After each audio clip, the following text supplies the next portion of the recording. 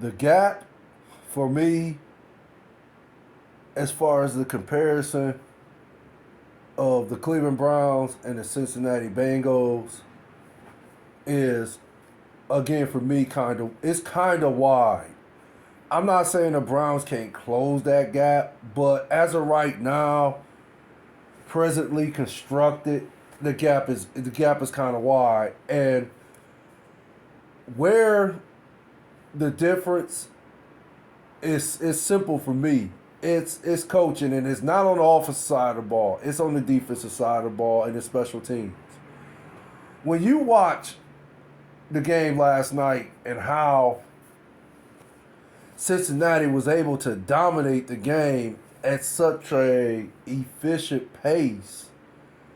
I mean, and the weather conditions was not even warrant of that type of game the Bengals played last night, in my opinion. I mean, it was snowing heavy. It looked like it was slippery. It looked like the receivers, you know, I mean, even though they were getting separation, it just seems like to me that they, were, at least I thought that was going to be an issue. Running the ball, I thought was going to be an issue. And, and just the little things I thought because of the weather was going to be an issue. But it turned out that the game plan Cincinnati, um, implemented, it turned out to be a phenomenal game plan. And what I saw was how precise the combination of the coach on the offensive side of the ball and how the defense and special teams, it was just a precise unit for me. And if you really look at it in its entirety, this is like the Bengals' second AFC championship appearance in the last 2 years. And the talk was always either the Ravens was going to win the division, still was going to win the division, and yeah, even the Browns were picked to win the division. And for the last 2 years, that has not been the case at all. It seems like for some odd reason, Cincinnati is always going under the radar. And for me, I don't even see how that's even possible. I don't see how they're not looked upon as actually the team. As of right now, I'm not saying that this cannot change. It can change. But as of right now, I don't know why the Bengals was not ever picked to be the team to beat in the AFC. As of right now, they're the top dog of the AFC. So again, what I saw in last night's game against the Buffalo Bills, I saw a dominating performance, and especially from the Bengals' defensive line. I mean, my goodness, they kept pressure on Josh Allen pretty much the whole entire game. I mean, there was no, no. It was like the windows were significantly closed, or barely could see through the windows. And I'm talking about passing windows. It seemed like those were closed to a point where Josh Allen couldn't accurately throw the ball. He couldn't get the ball to his number one receiver, Stephen Diggs. There, and it's like, usually the little, I like to say what they call them, shadow routes or something like that. And of course the little out, in and out pattern routes and so forth. Gosh, what they call it. I can't think of the other routes they call them, but it seemed to me that Cincinnati Bengals defensive lines closed those gaps. And it just made it so hard for Josh Allen to, be Josh Allen, if that makes sense. And, even going into the game, Josh Allen was, starting to get notoriously known as a guy who was turnover prone. I mean, just the game previously against the Dolphins, they was able to, squeak the game out. But I think Josh Allen threw like 2 interceptions that game, and they were like costly interceptions. But yeah, the Bengals defensive line was stout. They were dominant. They stopped the run. They stopped, Josh Allen from making big plays on the field. They was able to contain Stephen Diggs from making big plays on the field, getting chunk yard plays. That's what they like to call it. And of course, on the offensive side of the ball, the schemes were perfect. Let's just say the schemes were flawless. And of course, you got Joe Burrow. Everybody knows Joe Burrow's a beast. Is he Patrick Mahomes? Has he surged past Patrick Mahomes as far as in being the best quarterback in the NFL? No, I'm not gonna ignore him to that extent now. But okay, the championship game, AFC championship game, is this Sunday, and it starts at 6 p.m. Now, keep in mind, Joe Burrow has 3 victories over Patrick Mahomes. If you want to just do the head-to-head, I'm saying. So it's, Joe Burrow this year, 3, and Patrick Mahomes, 0. So, if Joe Burrow goes into Arrowhead Stadium and secures a victory, that's going to be 4. And even more if he, of course, they'll be competing for this year's Super Bowl. And, okay, let's say he wins the Super Bowl this year, then, I would like to think that you can say that, okay, Joe Burrow is the best quarterback playing so far this year. So, you would have to almost put Joe over Patrick Mahomes. So, you would put Joe number 1 and Patrick Mahomes number 2. But, again, these are all hypothetical situations.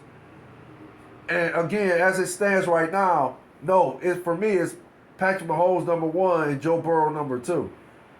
And, again, Joe Burrow played phenomenal. He was throwing the ball with accuracy. He was, getting the ball to his big play receivers, especially his number 1 receiver, Jamar Chase. He, and then the other receiver I want to say, what is it, T. Higgins, or I forgot his first. I think it's Higgins, T. Higgins or something like that. I forgot the dang tight end, but he was nice. He had a nice game last night. Of course, Joe Mixon running the ball. He had 105 yards rushing last night, and it was just a efficient unit as a team. Period. Everybody was just clicking on all cylinders. Everybody, brought their A game, and the game plan again was phenomenal for me. So, going into this Sunday's game, who was my pick? Who am I picking to win the game? I would go with Kansas City, but okay, me personally, I wouldn't mind seeing the Bengals win because I'm an Ohioan. And, first and foremost, I'm a Cleveland Browns fan. I'm also a Cavaliers fan. But, okay, we're going to stick to football. I am a Cleveland Browns fan. But, again, the gap between the Bengals and the Browns, it's kind of wide right now because, like I said, it's on the defensive side of the ball. The coaching is the clear difference for me. I mean, let's, like I said, review the Browns the last 2 years. They have not made the playoffs. And they record, what was their record? I want to say their record the year before this, I want to say it was 8-9. I could be wrong about that. But I like to say the Browns finished 8-9 that year when Baker Mayfield was the quarterback. Then, okay, of course, they made their changes last year. And then ended up, Deshaun Watson gets suspended for 11 games. Okay. And then we find out that the questions that should have been asked was, what about the defense? And the question should have got asked after the first game of the season.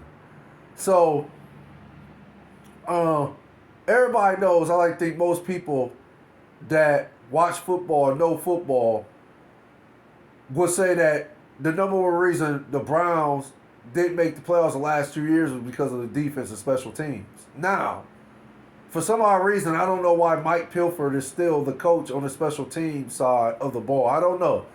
He shouldn't be. He should have got fired right along with Joe Woods. But okay, fine. Hey, that's not, hey, I'm just a fan.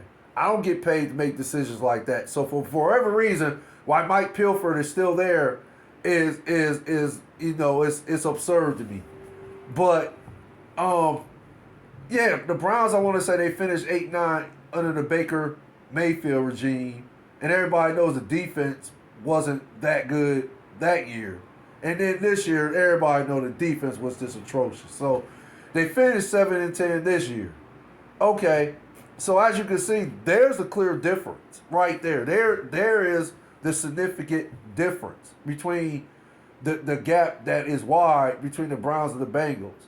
And again, it's not on the offensive side of the ball, but the problem with that is, in order to compete at the highest level and win Super Bowl championships and make Super Bowl appearances and, constantly going and being consistent with winning, you have to have that close. You have to have a unit like that. Everybody got to be on the same page.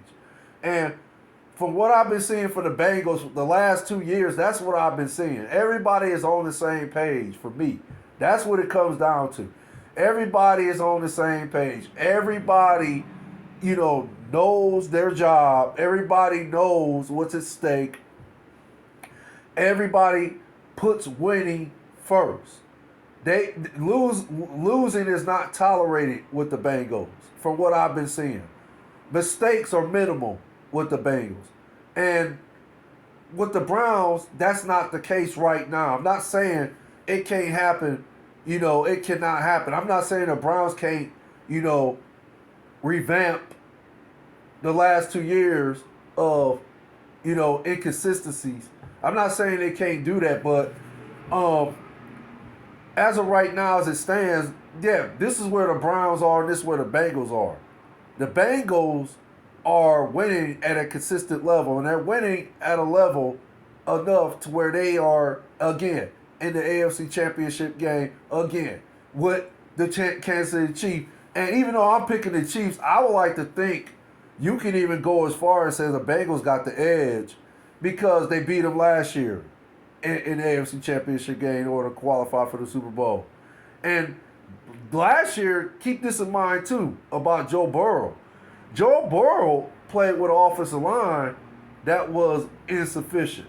I mean, my goodness. He literally was running for his life last year. And literally, there were times he didn't even have time to throw the ball, that he had to use his athleticism to make plays. I mean, case in point, I think that's how they beat the Chiefs last year, because he made plays with his legs on like third down plays last year. He made plays with his legs, not his arm. So keep that in mind. And then he ended up taking them to a Super Bowl this year. That comes from, you have to have that guy, which is Joe Burrow. Joe Burrow is a beast. I'm going to keep saying that. He's a beast. The dude is, if not top one, definitely top two quarterback in the NFL playing right now. So, if you got a guy like that, he going to solve all your problems. But it does help if you have good coaching, period, on the offside side of the ball and the defensive side of the ball and special teams. That helps a lot too. So, as you watch the Bengals, they do not make mistakes the Browns made last year. They did not make any of those mistakes where you had your kicker Kate York missing key critical field goals that could have won them games. Like missing field goals from 30 plus yards out or something like that. Or even he missed one that was 50 plus yards out, but he turned around and made a 58-yarder, so you can't make a 54-yarder. You missed that bad. And then I think he missed some other key kicks, extra points and stuff like that. So, I mean, All that stuff matters in competition, in professional sports. You can't make mistakes like that. And then not to mention the mistakes on special team, punt returns, not getting enough yardage out of that. When the second game of the season against the Jets, they do the onside kick and turn around. They don't have sense enough to kick the ball out of bounds, so they won't lose possession. Instead, someone touches the ball and then the other team recovers it. That's coaching. That's coaching. The coach is supposed to put his foot down or be adamant as far as saying, hey, look, make sure everybody's in position to recover this ball. Period. So little mistakes like that, it was just nonsense. It was nonsense to watch. And also, you got mistakes on the defense that was just laughable. Like, how are you making these mistakes like this? Y'all can't even play basic defense. And then, how you get D tackles that are fast and athletic, but are not strong? So these little mistakes, that's coaching. That is coaching. Where are your scouts? Like, who is scouting this team? And then there was a rumor out there that's saying the guy who was an analytic guy for a baseball team, I think his first name was Paul Pedestrian or something like Pedestrian or something. I can never pronounce his last name, but supposedly he was supposedly running the defense and calling plays. Maybe even on offense. I think it was on offense too that supposedly he was, the one running the offense and calling these plays and so forth. Relaying, these analytical numbers to Stefanski, and then this is what we're gonna go for. We're gonna run this play because the analytic numbers say that this is the most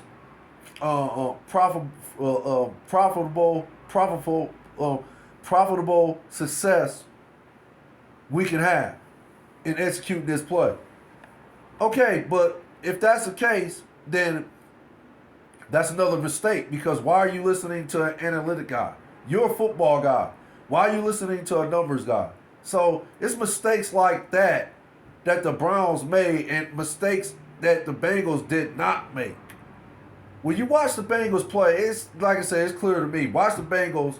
If you haven't had a chance to watch the game, try to watch it on the NFL Network or YouTube or any stream service that you have. Try to, watch the game in its entirety, and then you'll see exactly what I'm trying to describe as far as in how fit of a unit the Bengals are and how they've been that type of unit for the past 2 years. So, yeah, ask me the question, how wide is the gap? I'm going to say as of right now, it's kind of wide. I don't think it's wide enough to where the Browns cannot close it, because I really believe if the Browns tweak some things, and I don't think it's too many. I think what they need to do is they just everybody got to get on the same page. Mike Pilfer, I'm still going to say he should be fired. They should get another special teams coach, because I'm the type of guy that the definition of insanity is keep doing the same thing, you expecting a different result. Why would you bring Mike Pilfer back and think you're going to get a different result out of it? You've had Mike Pilfer for years now, just as long as Joe Woods been there. And you fired Joe Woods, so why not fire Mike Pilfer and get another guy in there, another voice? Because, I don't like I said, they need to be a close, efficient unit like the Bengals. Everybody got to get on the same page as far as in winning and know what's at stake and want to win at the highest level. Everybody got to want that. This is how the Browns can turn this around. Everybody got to want to win. Everybody got to want to win at the highest level. Everybody got to want to win a Super Bowl. It can't be no in between. You either in or you out. That should be the mentality going into next year's season. Either you in or you out. If the Browns can adapt that mentality, then yeah, the gap can be closed. And then, okay, we'll see what happens after that. But yeah, right now, the gap is kind of wide for me. And um, watching the Bengals play the last 2 years, and now they're competing for another AFC championship with a chance to return to the Super Bowl again. And again, I would like to think the odds are in their favor to win this Sunday because of their track record against the Chiefs. So it seems like they have the Chiefs number. Hey, we'll see this Sunday. This is a big game in both these guys' career, Joe Burrow and Patrick Mahomes. So we'll see what happens this Sunday. But I just wanted to, give my little insight on how I feel the gap is between the Browns and the Bengals. And again, that's how I feel about it. It's just my opinion at the end of the day. I'm not saying it's right. I'm not saying that I'm an Albert Einstein type gentleman. I'm just basically giving my opinion of what I watched this past Sunday, and my feedback on what I feel what direction I feel the Bengals direction has been going in the past 2 years versus the direction the Browns have been going, which is kind of like backwards. So again, we'll see what happens going forward with both these teams, the Bengals and the Browns. We'll see what happens going forward. But I thank you for your time. Like or subscribe to my channel. I'm going to be doing live videos soon. I just wanted to put this rough draft audio and, like I said, get my insight on the gap between the Bengals and the Browns. And y'all take care. Y'all stay blessed. Stay safe out there. One love to all. Facts from the Ghost.